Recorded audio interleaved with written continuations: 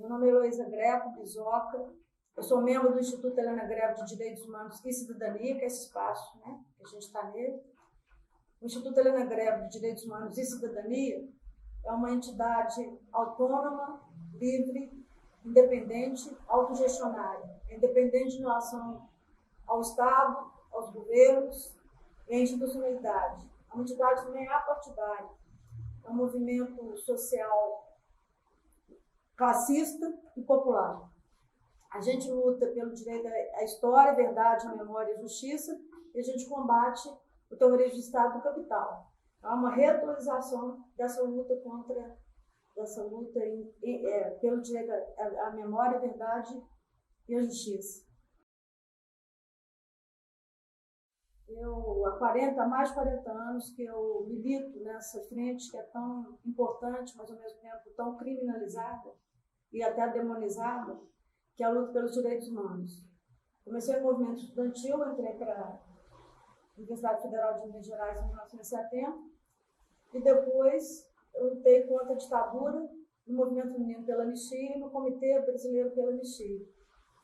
Ainda na década, na segunda metade da década de 1970. Ainda na segunda metade da década de 1970, eu participei das grandes greves que aconteceram, né, de 79 a 80, já no movimento dos professores.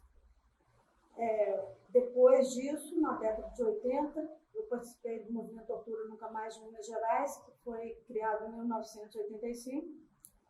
E a partir de 2003, eu sou membro, então, do Instituto Helena Greco de Direitos Humanos e Cidadania. O Instituto Helena Greco de Direitos Humanos e Cidadania, na verdade, ele foi construído por membros, por militantes do movimento Tortura Nunca Mais de Minas Gerais. Em 2003, quando a dona Helena Greco já estava velhinha, já estava participando diretamente das lutas, na militância cotidiana, aí algumas companheiras e companheiros acharam que deveria haver uma consolidação dessa memória mesmo, dessa referência, sobretudo no que diz respeito à radicalidade, à combatividade que ela imprimiu, primeiro na luta contra a ditadura também, que ela é uma das fundadoras do Movimento Feminino pela Anistia aqui em Minas Gerais, em 1977, foi presidente desse movimento, e também do Comitê Brasileiro pela Anistia, que é de 1978. E depois disso, então, ela passou a lutar contra todas as formas de opressão. Então, ela imprimiu uma radicalidade, uma combatividade muito grande. É exatamente essa radicalidade, essa combatividade, que a gente acha importante que seja consolidada, né? Sobretudo nesses tempos tão sombrios, que há um certo culto do mais ou menos, uma certa criminalização até do dissenso mesmo, né? Uma prioridade do consenso, como se o consenso fosse o elemento fundante da democracia. Nós sabemos que não é o dissenso que faz isso. Né? Então, a partir de 2003, então, foi construído o Instituto Helena Greco de Direitos Humanos e Cidadania, que passou a ter esta sede própria em 2005. De lá para cá, a gente vem, então, consolidando e mesmo aprofundando a luta pela memória, verdade e justiça. O nosso lastro, o nosso repertório, ele vem dessa luta contra a ditadura, como o que o movimento feminino pela anistia, o Comitê Brasileiro pela Anistia entendiam com a bandeira anistia ampla, geral e restrita. Na verdade, era um movimento também que tinha que trazer no seu bojo uma radicalidade muito grande, uma singularidade, uma peculiaridade grandes também. E, de um lado, foi o primeiro movimento político que tinha como princípio programático o combate à ditadura no seu âmago, ou seja, a luta contra a doutrina de segurança nacional. E o movimento feminino pela anistia, o Comitê de Minas Gerais, sobretudo, o Comitê Brasileiro pela Anistia, entendiam a bandeira anistia ampla, geral e restrita de uma maneira muito clara, que era o seguinte: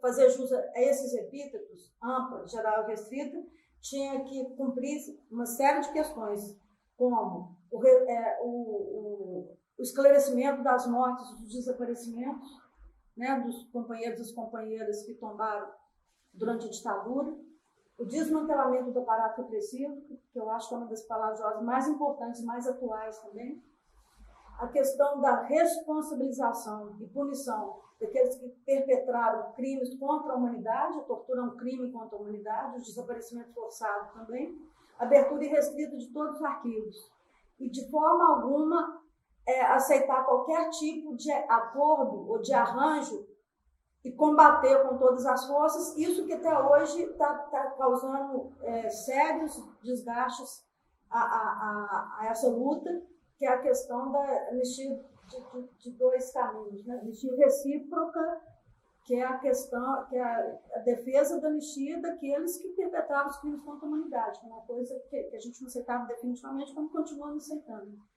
Então, essa radicalidade da luta pela anistia geral restrita e essas bandeiras todas, esses princípios programáticos, eles continuam atuais, porque, na verdade, esse contencioso da ditadura não foi sequer tangenciado.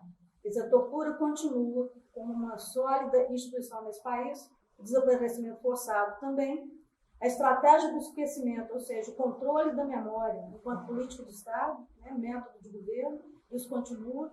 Os arquivos continuam hermeticamente fechados para a sociedade, para os familiares mais desaparecidos, que é um absurdo também.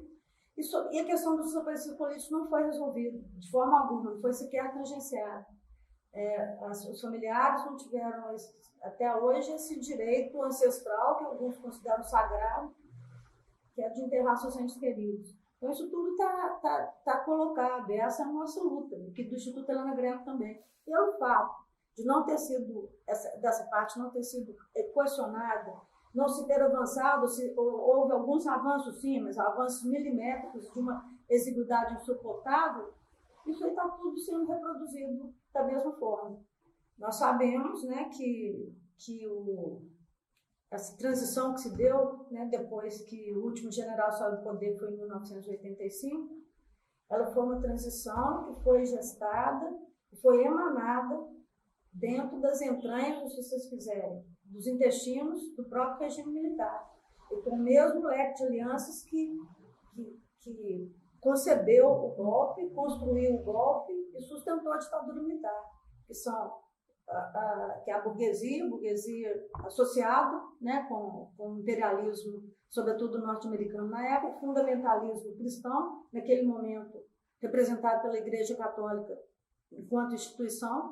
Hoje nós sabemos que esse papel está sendo feito também pela Igreja Católica, mas sobretudo pela Igreja Evangélica, os neopentecostais, né, os latifundiários, né, a mídia corporativista burguesa, esse mesmo leque de alianças, que é o mesmo leque, na verdade, é o mesmo conjunto de forças que detém o poder hoje, e que detém também a maioria no Congresso, e que agora, né, que foi eleito um sujeito declaradamente fascista, essa coisa, então, vai chegar a um ponto praticamente inconcebível de avanço das iniquidades, da opressão e da exploração.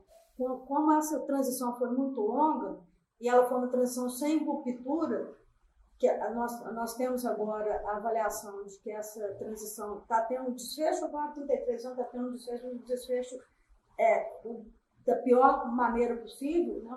Um desfecho que na verdade, marca a vitória de um projeto que começou lá na ditadura militar. Exatamente essa modernização conservadora do capitalismo na perspectiva do aprofundamento dele e da consolidação de todas essas formas de exploração e opressão que a gente está vendo.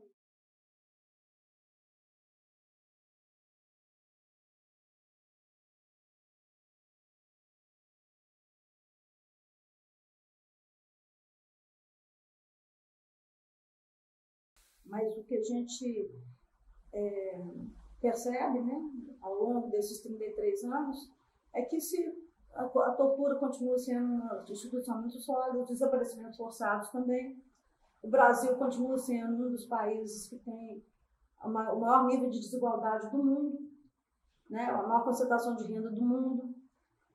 há uma guerra generalizada contra os pobres, há um genocídio institucionalizado dos povos negros e dos povos indígenas. O Brasil tem a maior população, a terceira maior população carcerária do mundo, e o que é mais grave ainda, a terceira população carcerária feminina. É campeão também em transfeminicídio. Então, tudo isso está acontecendo ao longo desses 33 anos que nos separam do último general que saiu do poder. Isso e tudo veio dos 21 anos de ditadura militar. Numa sociedade estava incólume 21 anos de ditadura, muita coisa. Dos países do Cone Sul da América Latina, a ditadura brasileira é a segunda mais longeva. Teve do Paraguai e a do Brasil. Hoje eu tenho 67 anos. Quando se deu o golpe, eu tinha de 12 para 13 anos. Quando o último general saiu do poder, eu tinha 34 anos. Quer dizer, eu fui socializado nesse processo. E é uma coisa que é terrível.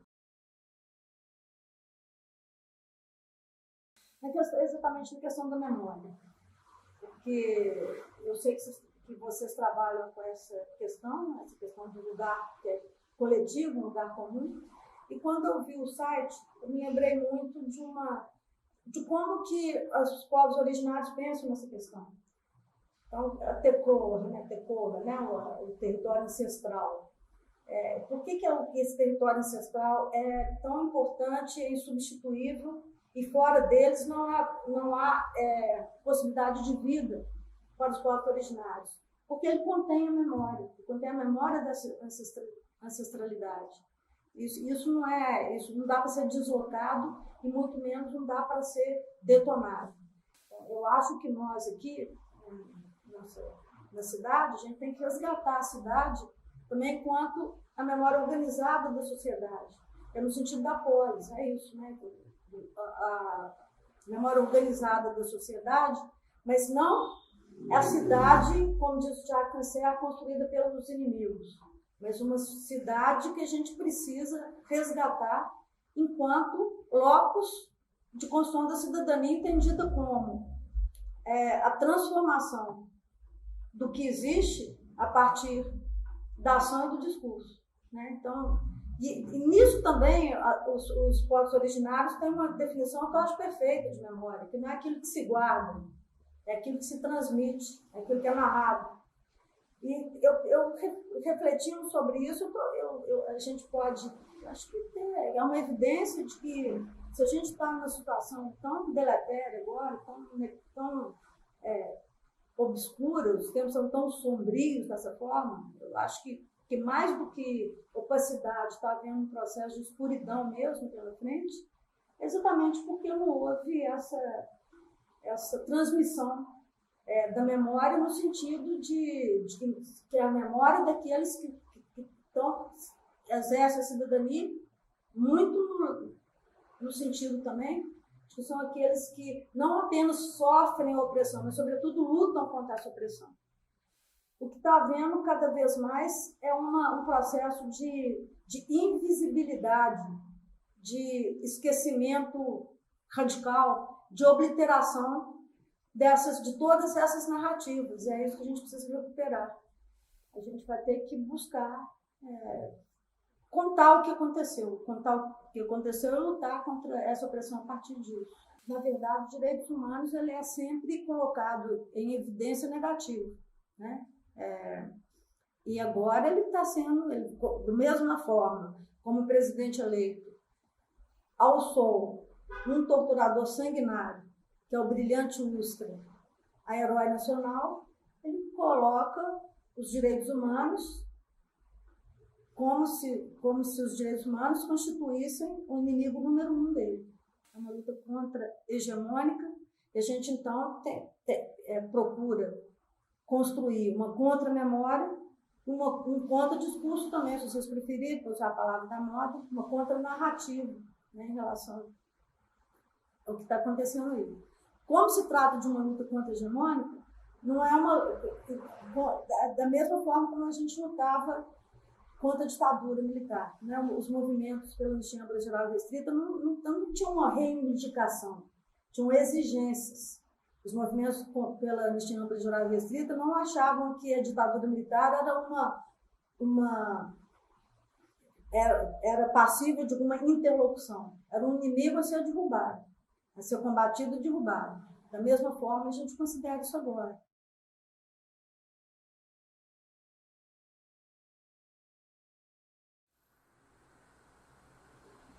Foi uma atividade que houve em 1994, portanto, os 30 anos, né? Do gol. Foi lá na Escola de Direito, da UFMG. Está aqui, ó. Quem esquece o passado está condenado a repetir. 31 de março, Faculdade de Direito, e teve em vários lugares também. Nós temos uma coleção importante, que é a de jornais da imprensa alternativa durante a ditadura, encadernados, que estão na outra sala, porque aqui está dando problema de cupim, então a gente está tratando. E também o projeto A Brasil Nunca Mais, que é uma coleção de 12 volumes, que foi publicado em 1985, sob a responsabilidade da Arquidiocese de São Paulo, Dom Paulo Evaristo Arnes. E é importantíssimo, que é uma das obras, talvez, mais importantes que fazem mesmo uma arqueologia de todo o processo do aparelho repressivo e da tortura durante a ditadura militar. Ele foi, o projeto Brasil Nunca Mais, foi construído de 1980 até 1985, portanto, durante a ditadura, clandestinamente. Dele constam todos os processos que chegaram no nível do Superior Tribunal Militar. Então, tem o depoimento dos companheiros e das companheiras presos e presos políticos em juízo, denunciando toda aquela engrenagem, né, de terror e de aniquilação da época da ditadura militar. Inclusive, é importante que se diga que esse projeto Brasil Nunca Mais é referência a muita coisa, inclusive para a Comissão Nacional da Verdade.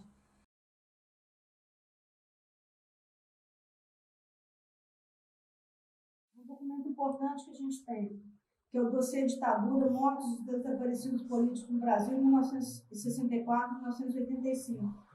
Ele foi construído pela Comissão de Familiares de Mortos e Desaparecidos, pelo Grupo Tortura Nunca Mais do Rio e de Pernambuco. Essa edição é uma edição que foi depois reeditada, na verdade, da Comissão de Familiares de Mortos e Desaparecidos. E esse dossiê serviu de base para vários avanços que a gente conseguiu. Eu estava falando desse avanço, alguns são milimétricos, outros mais expressivos, mais relevantes, mas esse dossiê dos mortos desaparecidos foi fundamental para isso. O que é o dossiê dos mortos desaparecidos? Ele conta a história de cada um dos mortos desaparecidos da época da ditadura militar. Ele serviu de base, por exemplo, para a Lei 9.140 de 1995, que é aquela que estabelece a reparação, no caso, infelizmente, de base, sobretudo, econômica, dos familiares de mortos desaparecidos durante a ditadura militar. Todos sabem que o Brasil tem um atraso abissal em relação aos outros países do Cone Sul da América Latina, que também foram submetidos a ditaduras sangrentas, nas décadas de 60, 70 e 80. Lá, realmente, houve uma questão importantíssima, que é da justiça, né, e da responsabilização daqueles que perpetravam crimes contra a humanidade. Aqui no Brasil não teve isso, mas houve a nomeação dos portadores, sim, a responsabilização deles, não pela institucionalidade que ele fez isso.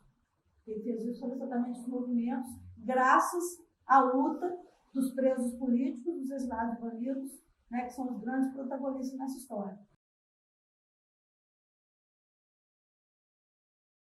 Isso aqui é um quadro antológico, que é icônico, não sei se é o nome do artista agora, mas que simboliza muito a luta dos trabalhadores, a luta contra a opressão. Para todo lado você vê isso, né? Você se lembra também do filme até 1900, foi o Bertolucci que morreu, né? Em 1900 é dele, lembra muito daquela história toda.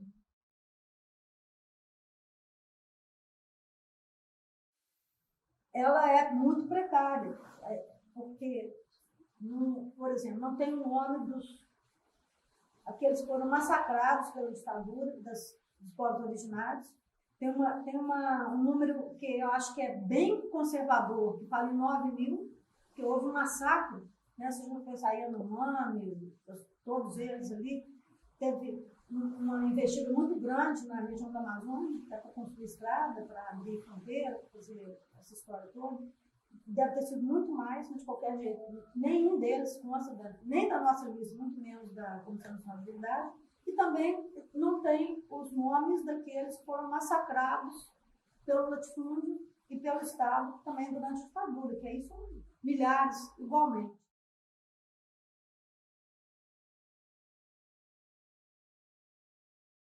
O principal alvo da ditadura militar, logo no primeiro dia, foi exatamente os trabalhadores.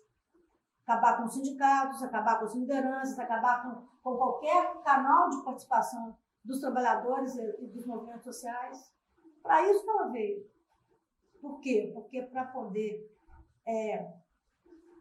implementar aquele projeto que é de aprofundamento da acumulação e do monopólio, precisava haver uma repressão muito grande. Havia uma evolução fantástica das lutas dos trabalhadores da cidade do campo, logo imediatamente, no momento imediatamente antes do golpe. Eles estavam muito bem organizados nesse processo aí. E o golpe não veio para isso. Foi montado um aparelho repressivo, paulatinamente, já desde o 1º de abril, né? Mas ele foi definitivamente formatado no rescaldo ali das grandes mobilizações de 1968, 69 com a Obama, 70 com os do Acorde, por aí afora, mas esse aparato repressivo tinha função principal de eliminar os inimigos internos, que eram aqueles que colocavam qualquer tipo de ameaça ao projeto da burguesia e da ditadura militar de desenvolvimento e segurança. Os trabalhadores é que era o principal alvo nessa história. Então.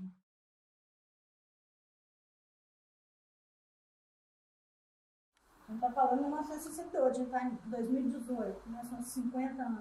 A gente está falando dos trabalhadores. Aqui, em Minas Gerais, teve talvez a luta operária uma das mais importantes da história do movimento operário brasileiro e com certeza, mais importante da ditadura militar, que foi a greve de Osasco em abril, que está fazendo 50 anos agora.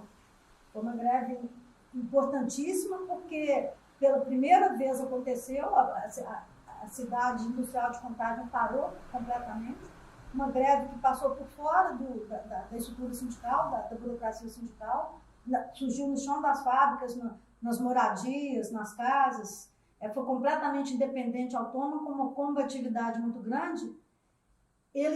Além de tudo que eu falei, os trabalhadores estavam submetidos a uma política de arrocho salarial, que é congelamento mesmo, né? Não podia haver aumento do salário do trabalhador de forma alguma. E eles estavam ganhando o que correspondia talvez a 40%, 49% do que eles recebiam na década de 1940. Então, eram péssimas as condições de vida e trabalho, eles eram monitorados de todas as formas.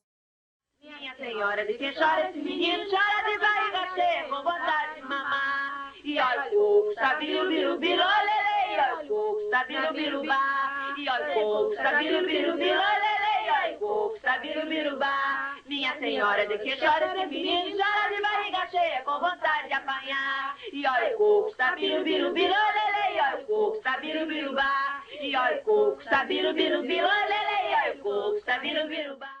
Seguinte, isso aqui para nós é muito importante, porque uma das lutas que a gente acha que tem mais relevância é exatamente essa luta do povo negro e a luta também dos povos indígenas.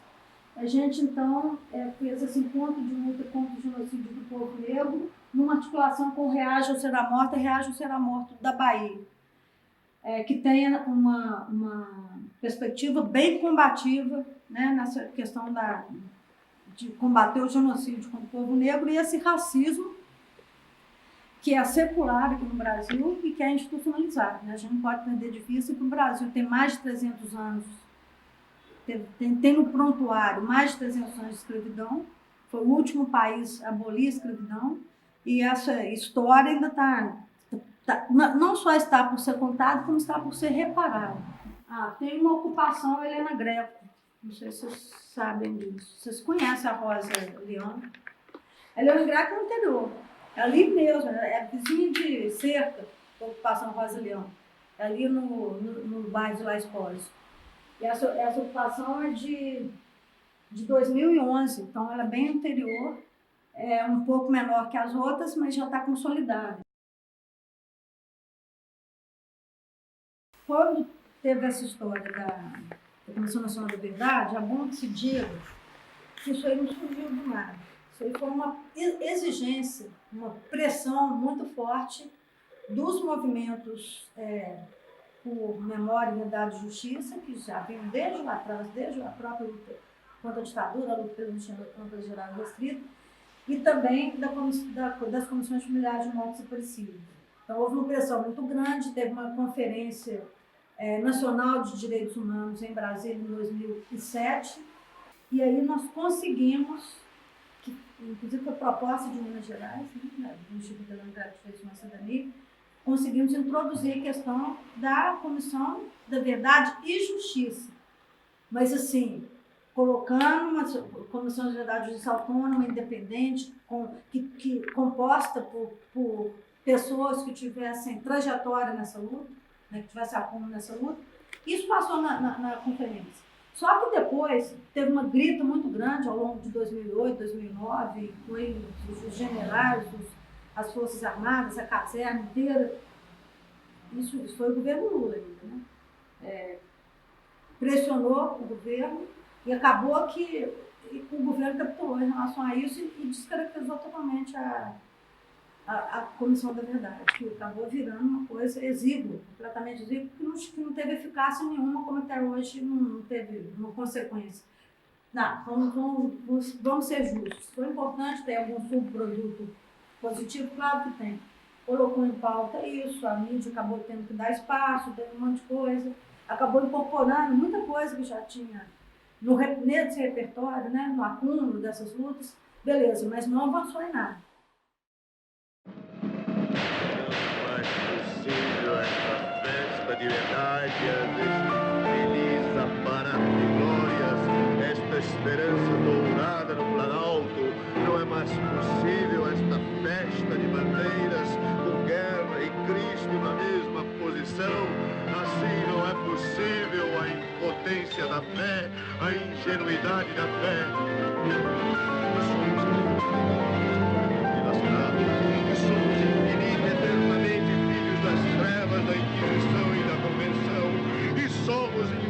Eternamente filhos do medo, da sangria, no corpo do nosso irmão. E não assumimos nossa violência, não assumimos as nossas ideias, com o ódio dos bárbaros adormecidos que somos, não assumimos o nosso passado, todo raquítico passado de preguiças e de preces, uma paisagem que dançou sobre almas indolentes, estas indolentes raças da servidão a Deus e aos senhores, uma passiva fraqueza típica dos indolentes. Não é possível acreditar que tudo isso seja verdade. Até quando suportaremos? Até quando, além da fé e da esperança, suportaremos? Até quando, além da paciência e do amor, suportaremos? Até quando, além da inconsciência e do medo, além da nossa infância e da nossa adolescência, suportaremos o propósito diante das glórias e úlceras? Até quando que prova seu nosso da beleza e da justiça?